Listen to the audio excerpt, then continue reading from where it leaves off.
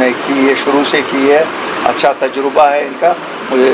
मैं इनको भी वेलकम करता हूँ और मुझे लगता है जो हमारा यूथ बिल्डिंग का काडर अपने यावर साहब की सरबराही में बन रहा है, she will prove an asset, उसके लिए ये एसेट प्रूव करेंगे। और आगे अगले दिनों में आप देखेंगे कि वुमेन का एक काफ़ी हिस्सा जो हमारी वुमेन प्रेसिडेंट साहिबा भी कर रही हैं काम, इकट्ठे ये सब लोग यूथ को मिला के आगे चलेंगे।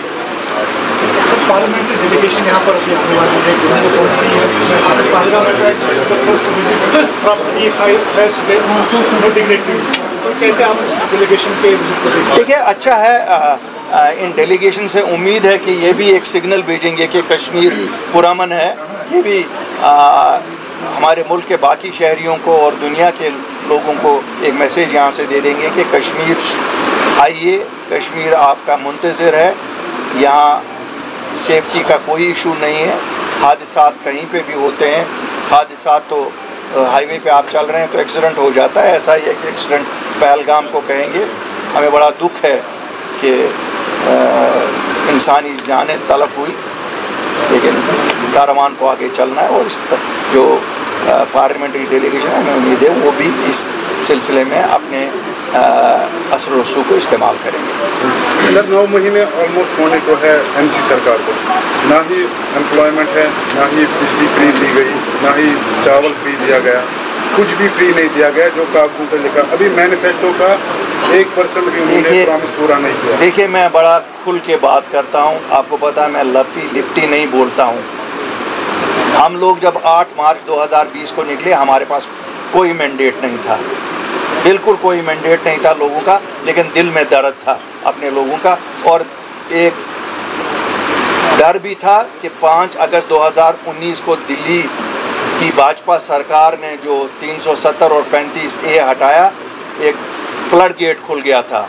जम्मू कश्मीर में पूरे हिंदुस्तान से लोग आके यहाँ ज़मीनें खरीद सकते थे, यहाँ नौकरियाँ ले सकते थे और अस्थानी लोगों के लिए कोई फ्यूचर नहीं बचता था। हमारी डेमोग्राफी चेंज होने का खदशा होता था, लेकिन हम जो 40 या 50 लीडर उस वक्त मिले, हमने अपनी रेपुटेशन को दाव पे लगा के गवर्नमेंट ऑफ इंडिया को मजबूर किया कि 3 महीने की नेगोशिएशन के बाद उनके साथ ये तय पाया कि वो एक हुक्मनामा इशू करेंगे जिसके तहत जम्मू कश्मीर की ज़मीनें खाली अस्थानी लोग ही आपस में खरीदो फरोख्त कर सकते हैं और जम्मू कश्मीर की सभी नौकरियां हमारे बच्चों के लिए होंगी।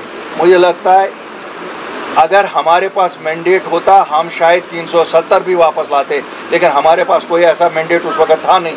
तो आज जो सरकार जिसकी आपने अभी बात की, 50 MLA उनके हैं, इतनी बड़ी मैंडेट से बनी हुई सरकार अगर उतना कुछ भी नहीं ला सकती है जो हमने लाया, तो मुझे लगता है ये अफसोस की बात है।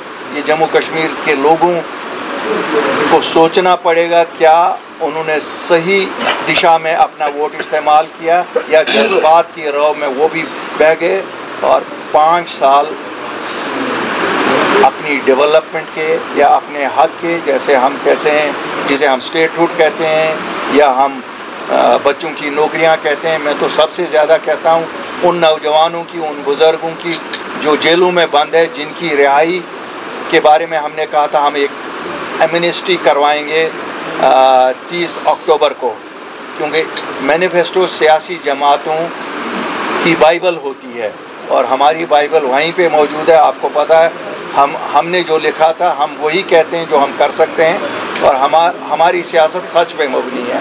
मुझे लगता है कि यहाँ लोगों ने सच की आवाज़ को उस वक़्त पहचाना नहीं। बहरहाल शुक्र अल्हम्दुलिल्लाह इन 9 महीनों में लोगों को एहसास हो गया है कि दूध का दूध और पानी का पानी। सर, आल पार्टी मीटिंग में आप गए थे एलजी के पास, तो क्या बिजनेस रूल्स को लेकर कोई बात? नहीं, ये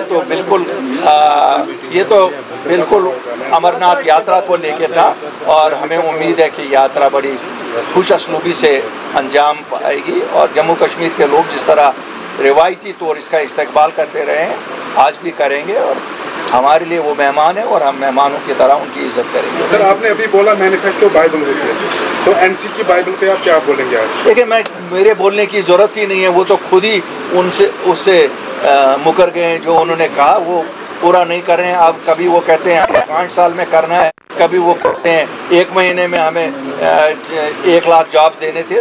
मुझे नहीं लगता है मेरे कहने से उसमें कोई फ़र्क पड़ेगा। लोग खुद बेहतरीन जज हैं और वो लोग खुद जानते हैं कि उन्होंने क्या किया, कौन सी चीज़ सच कही, कौन सी चीज़ झूठ कही। मेरे लिए अच्छा नहीं है कि मैं किसी पे इल्ज़ाम तराशी करूं। सर, इंजीनियर रशीद आज हंगर स्ट्राइक पे जा रहे हैं, तो इस हवाले से आप क्या कहते हैं? इंजीनियर रशीद के साथ ज्यादती है, उनको बंद रखा गया है, गलत बात है। लोगों ने उन्हें चुना था, भारी अक्सरियत से चुना था, उन्होंने फिर इलेक्शन में भी हिस्सा लिया, ठीक है। उनके MLA भी एक चुना गया, तो गवर्नमेंट ऑफ इंडिया को उनको रिलीज़ करना चाहिए। क्यों उन पे जो इल्ज़ामात हैं, मुझे नहीं लगता है कि जब लोग किसी को चुने तो उसको भी ज़ेर मद्देनज़र रखना चाहिए। तो जितनी जल्दी रहा हो। शबीर अहमद शाह साहब अलील हैं, अल्लाह करे उनका बेहतरीन इलाज हो और इंसानियत के रोह से एक्सेस देनी चाहिए उनके घर वालों को, उनके साथ रहने के लिए, इलाज के लिए। जिस तरह बाकी लोगों को, कुछ लोगों को मराहत इसी केस में दी गई हैं, उनको मैं नहीं कहता हूँ कोई स्पेशल मराहत दे दो, लेकिन जो किसी और को उसमें दिए इनको भी दीजिए। क्योंकि बहरहाल शबीर अहमद शाह साहब का एक रोल है, जम्मू कश्मीर की सियासत में एक रोल रहा है, और रोल को हम नहीं ना कह सकते कि वो रोल नहीं है। सर, रिसेंटली एक न्यूज़ आई थी जिसमें आपकी कंस्टिट्यूंसी में जो MLA चुन के आए हैं, उन्होंने आज तक काम नहीं किया, आज वो रिग्रेट कर रहे हैं कि आपने जीता नहीं तो वहाँ पर काम कुछ हो जाता है। देखिए, ये तो जमहूरियत का एक हिस्सा है। कहीं लोग खुश होते हैं, कहीं लोग नहीं खुश होते हैं, चलता रहेगा। मुझे लगता है हर एक का अपना अपना स्टाइल होता है। हो सकता है जो चुने गए हैं उनका डिफरेंट स्टाइल होगा, जो पहले थे उनका डिफरेंट स्टाइल होगा, लेकिन ये तो जमहूरियत का एक हिस्सा है। मैंडेट नेशनल कॉन्फ्रेंस को दिया गया है लोगों की सड़कें बनाने का, लोगों के पानी का इंतज़ाम, नौकरियां देने का, बिजली का और बाकी चीज़ों का। हमें अपोजिशन का मैंडेट दिया गया है, निशानदेही करना कोताहियों का, और जहां हो सके लोगों के इश्यूज़ को हाईलाइट करना। हम वो रोल इंशाल्लाह निभा भी रहे हैं और बखूबी आगे को भी निभाएंगे।